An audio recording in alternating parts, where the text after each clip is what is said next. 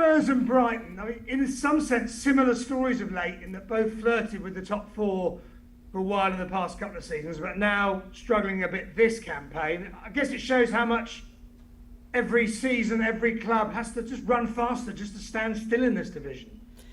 Yeah, look, it's the most competitive league in the world, isn't it? It's experienced such rapid growth over the last 5 years that it's important that we as clubs grow alongside that of the women's game. And I think Brighton's done a fantastic job to provide the platform for us to be successful. And now it's about myself coming in, only being, just into week 3 in the job, to make sure that I help provide that level of consistency and stability for us to build upon and really just maintain focus on our own identity. We have to have real clarity behind expectations on and off the pitch, but we have to manage the performance environment. I think that's one of the biggest challenges for clubs to do as they grow alongside the women's game, is make sure that the performance environment has high standards and yields the results that match our goals.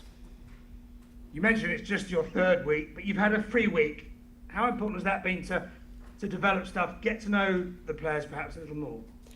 Yeah, I think what we were most excited about is training this week. I think, a training session, a full proper training session without it being match day -1 or a recovery day in between matches, that we really got to get out on the grass and start to put into action everything that we'd been speaking about in the team room or through analysis. And so it was great to see some players who have not got the opportunity to see yet in sessions, and different players stepping up this week. So yeah, that part I think we're most excited about. Of course, the games provide us opportunities to learn through the feedback that we get off of the results and our performances, but we were most excited about having a training session and a proper training week.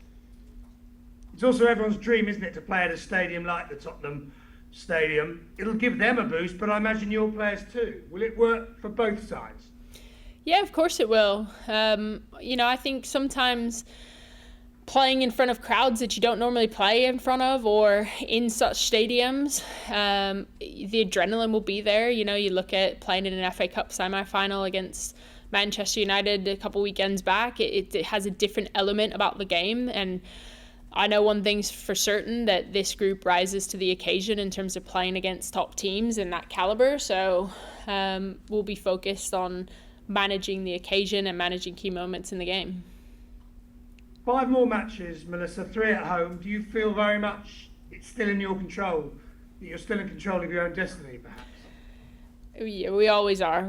We always have to look at what we can control, but most importantly, how. It's easy to say, we need 3 points or we need points out of this fixture, but the conversation that we're having is how we get those 3 points, how we get to be a difficult team to break down, how we continue to maintain form in front of goal. We've got a lot of players in our attacking unit scoring goals over the last handful of matches, so we're really focused on our action plan and the how we get to where we want to be, and making it as competitive as a performance as possible.